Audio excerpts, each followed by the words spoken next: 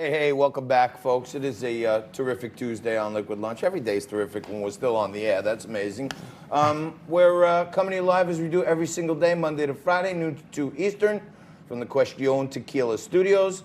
We're also doubly fortified with our friends from Iconic Brands. Brought us down some Hooters brand spirits, so we got plenty to drink.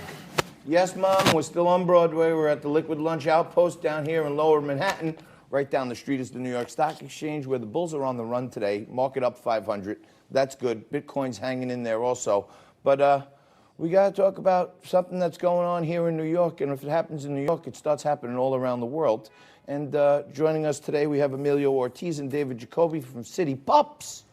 And it's very rare that we have a little puppy dog on the show. My makeup artist sometimes tries to bring a dog into the studio, and I specifically banned it, so I don't know why we have a puppy in, but it must be a serious issue we're facing here, guys, so I want to thank you. One of the things I guess we're talking about is there's a proposal out there to ban what they call puppy mills, these places that are just in business to breed pups and sell them. And you guys are City Pups, so you must be pup lovers. What's the issue with this proposal? So just to be clear, the language of the bill that's being proposed isn't against puppy mills, but so much what they're proposing is that pet stores can no longer source their dogs from breeders and have to source their dogs from shelters. So essentially, the shelters would set up shop in our store, and they would display their dogs that they have for rescue. They would use our store. They would use our employees and our labor, but we would not be allowed to make a profit off of this. Only they could, in our store. So how does this hurt? I understand this hurting you guys financially and all that stuff, but how does this hurt the poor little puppies? That's what's you would think that the puppy mills are. I've had Carla Marino on here from the New York Bully Crew. They do a heck of a lot of great work, you know, saving animals and rescuing animals. They don't like the puppy mills, right? Is this good for the animals themselves? Nobody really knows. There is no definition for a puppy mill. And puppy mill is supposed to be a place that doesn't raise their puppies well, abuses puppies, etc.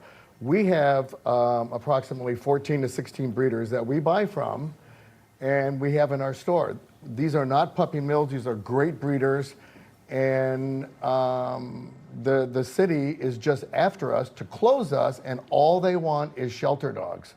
And you ask yourself, where do these dogs come from? And what a lot of well, let me go back on that.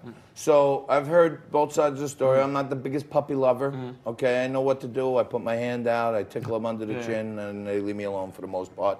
But people I've had on who are advocates against these puppy mills have said that they don't treat the dogs well. They feed them all kinds of stuff with steroids in it so that they can keep breeding. So the animals that are being bred aren't really being treated humanely. What do you say to that? I say puppy mills are doing that, but we don't work with puppy mills. We work with breeders that are inspected by the USDA, and we go there ourselves. David goes there 3 times a year to meet these breeders.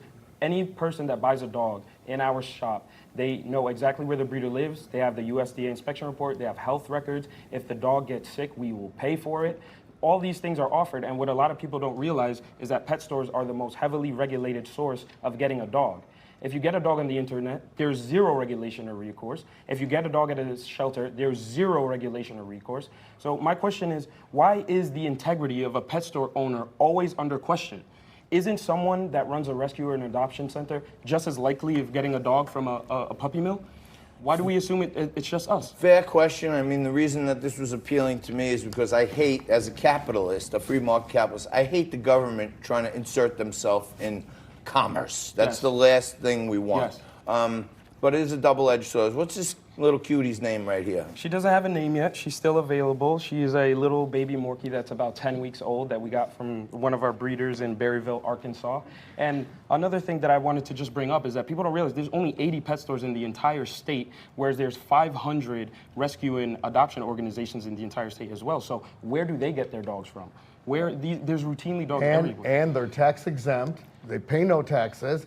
And now it's coming up that a lot of these rescue organizations and rescue groups they go to dog auctions and they purchase dogs, they breed dogs, and they sell the dogs online against what they're supposed to be doing. All right.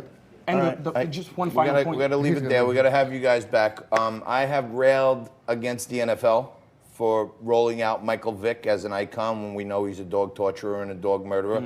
I've had on people that save dogs, rescue dogs. What we got to do is we got to have a little puppy love segment. Have you guys back on with people that we've had on in the past that have a little different point of view. And we'll try to make it a national issue. We're very open for it. We appreciate you guys coming down very much. Appreciate you being there, but do not go anywhere. There's one more segment left in hour one, and then we're going to fly right into hour two. You're not going to believe it. Kevin McCullough's going to be here.